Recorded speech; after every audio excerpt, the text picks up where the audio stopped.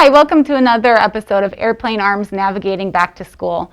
I'm Lisa Miller with the Anchorage School District, and today we're talking about immersion learning during the high-risk level for secondary students. I'm joined today with Brandon Locke, our Director of World Languages and Immersion Programs. Welcome, Brandon. Thank you. And Sven Gustafson, who is the West High School principal, where there's a Russian and Spanish immersion program. Yes, thank you. Thank you both so much for being here.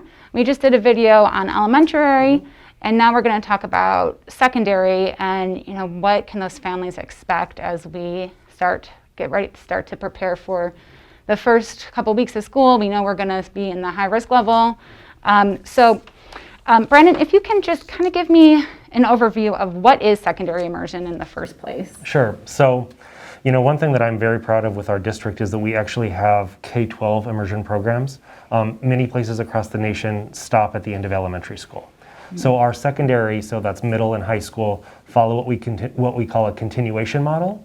So at the middle school, where a student typically has 7 class periods in a day, 2 of those class periods are in the immersion language. So one is the immersion language arts, the other is their social studies class. And then at the high school level, in a typical 6-period day, they have one of those classes is their immersion class. And at the high school level, all of those classes are created in-house, meaning they are theme-based, for example, perspectives of literature or aspects of Russian culture through film and media, something like that. Yeah. So following with moving into a high-risk model and having just 3 classes per quarter, I should say. Right, yeah. What that would look like at both the middle and high is that the students would have 2 core classes as well as 1 elective class, which would be their immersion class, depending on the quarter. Okay, so the immersion class would only be for 1 quarter, not both quarters? So at the high school level, it would be either quarters. What we're planning on right now anyway is that our 9th grade and our 11th grade immersion classes would be offered during quarters 1 and 3. Okay. And our 10th grade and 12th grade would be offered during quarters 2 and 4. And then at the middle school level, what we're planning on doing is having, because their social studies class is a core class that happens to be taught in the immersion language, we are going to offer their social studies class during quarters 2 and 4 and their immersion language class during quarters 1 and 3. Oh, okay. So they're constantly in the immersion element. Yeah. Okay. And that's a distinction between middle and high, because in high school, an immersion student would be, still it's a full year's worth of content crammed into 2 quarters of semester-long content. So they're still getting a full year of academics in that language, but just in more intensive chunks during 2 quarters. Okay, got it. I also thought I learned that the elementary schools go up to the feeder school, so it's you can start in kindergarten and then go all the way up through high school in that immersion program. I thought that was interesting. Yeah. And that's true for our existing programs of Japanese, Spanish, Russian, and German. And then our 3 newer programs, which are Chinese, Yupik, and French, are still growing. So they're still at the elementary level where we add a grade every year. Oh, okay. Those 3 programs will eventually move into the middle school and then the high school. So it's growing as the students age into it? Yep. Okay. And that's how all of our programs started. Yeah, you can't just start a K-6 or a K-12 program because those 3rd, 4th, 5th, 6th graders, they don't have the language to be successful. Okay, that makes sense, right. All right, and then Sven, I know you've probably had a lot of conversations and emails from parents. What are some of the common themes that are coming out of, what are the concerns with the start of the school year in high risk? Well, I think that it's all coming kind of clearer for everybody as we get more information out there in regards to what is the blended in-person, what is virtual school, what is homeschool options, and so on. And what we're encouraging people to do is we're encouraging to look at the blended in-person because, of course, during this high risk, we're going to be online to begin with as it is.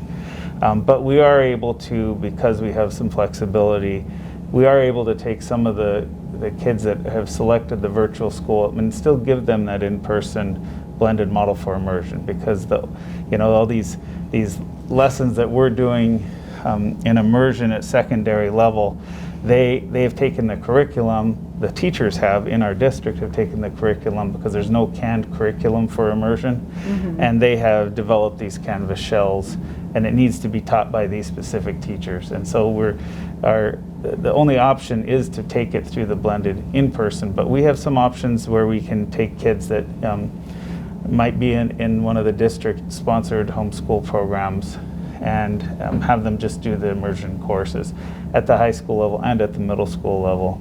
But I was going to say that's a distinction though between secondary and elementary. At the secondary level, that's always been the case, and it's through the single course enrollment application. Okay, so if they're in a homeschool program, they can do a single course enrollment and stay with the immersion program. Yes, we have a little more flexibility in that just because of the way it's taught at secondary compared to how immersion's taught at elementary schools. And then the virtual program, it's still, like you said, the same teachers because they're the ones doing the translating, the teaching, so it's But not. it's in the blended in-person model. So if we were to go back to school, we would have to have conversations with the families about, as we transition back into school at the lower levels of the virus, what will that look like for those kiddos? So what would be a good reason why a family would switch to the virtual at the secondary level? Can you kind of walk me through that and explain them? Well, some people are selecting the virtual just because they're very scared with what could happen should there be an outbreak or something. And here at the beginning of the school year, the virtual program does, the kids that are in the virtual classes, they don't necessarily have West High School, like if they were West High kid teachers. Those teachers can be from all over the district, and they're teaching through that virtual program. But if we add those kiddos to the immersion classes, they'll be taking the immersion classes with the West High or whatever school they normally go to. Right.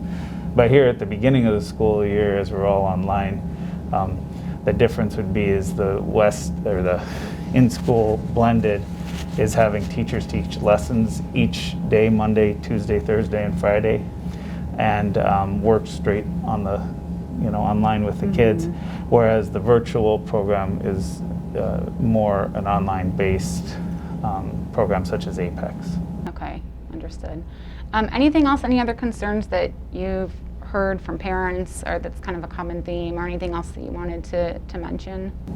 I think Sven touched on it, but it really, we're learning more every day, and so we're making adaptations as needed, and we're figuring out things as we go.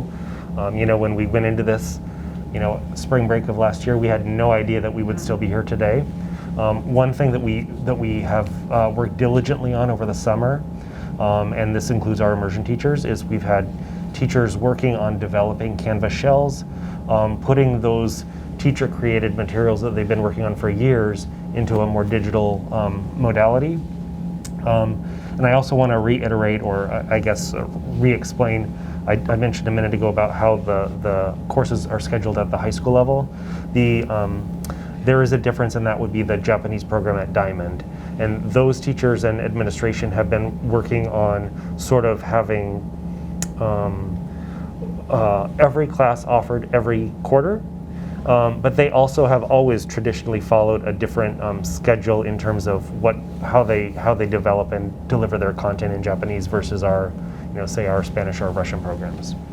And you mentioned, this, you kind of alluded to, this is not going to be the same as what students saw in the spring. There's going to be more Absolutely. materials. In the spring we had about a week, maybe a week and a half to figure out what we're going to do for the rest of the year. And that looked different at every level, elementary versus middle versus high. This time around, we are planning specifically for 3 options: fully online, blended, or actually back to school in a medium-low risk category. And so the benefit of having these Canvas shells created is that we have them. They are now the structure, or at least part of the structure of the classroom. And so we've made a district-wide, not just immersion, district-wide, we've made a diligent, conscious effort to make sure that we are putting together, robust curriculum in all areas that can be delivered fully online, or blended face-to-face online, or fully face-to-face. And so it sounds like, you, as a parent with immersion students, make the decision for virtual or homeschooled really based on your family's needs, not necessarily, the curriculum, the immersion program is there, it's an option. And then, whether you opt for homeschooling or the virtual program is really based on, your specific health situations and your concerns about the COVID. Yeah. Also, at the secondary level, I would encourage families that have questions to reach out to either their immersion teacher or their counselor, or of course the building principal or the curriculum principal, to talk through, because every situation is different. We do have medically fragile students that physically cannot be back in the building for whatever medical reason they may have. So we're here to work with families. Families have made, in an immersion program, have traditionally made a 13-year commitment. We don't want to lose our families. We want to continue to provide this rich experience for the students. And I will say that one question or concern that has come up several times is, if I choose to not take an immersion class this year, am I going to lose my immersion cord? And the answer is no. We're not going to penalize students when they get to the senior year. So they could be a 7th grader this year or a 9th grader, but when they become a senior and are ready to get that cord, we're going to look back and we're not going to penalize them and say, oh, you skipped out on 7th grade. Right, yeah. We're dealing with a worldwide pandemic, and we want to make sure that we're meeting those needs of those students, and again, without any type of penalty like that. And what's the best way to get in touch if parents do have questions? Are you doing like a regular? It depends upon the school. I can't talk to the other schools, but emailing is the easiest way, because we're very busy right now. We're recreating an entire schedule from scratch and having to schedule in all these kids, and at the secondary level, middle or high school, it's quite an undertaking, and we get back to people. It's just we have to be a little bit patient right now until we get through all this. All right, so email, and also again checking back to the ASD website. We have our FAQs and updating those daily. So Yeah, and if there are some questions that come up that are not answered in those FAQs, filling out that form would be great, because we are adding to those based on commonalities of questions. So on the ASD website, we have the immersion section.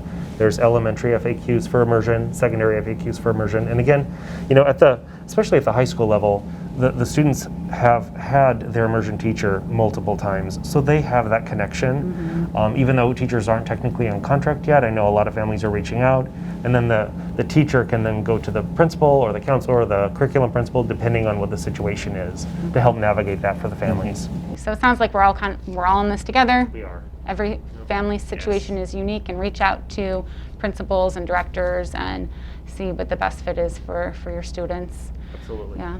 Well, Sven and Brandon, I know you're super busy. Thank you very much for your time and for being here to go over these questions that we have. Thank you for tuning in to another episode of Airplane Arms Navigating Back to School. And like Brandon mentioned, we're checking those Google forms. So if you have questions specifically on immersion learning, go ahead and submit the Google form and check back to the ASD website, where we're updating the FAQ page pretty much daily. So thanks for tuning in.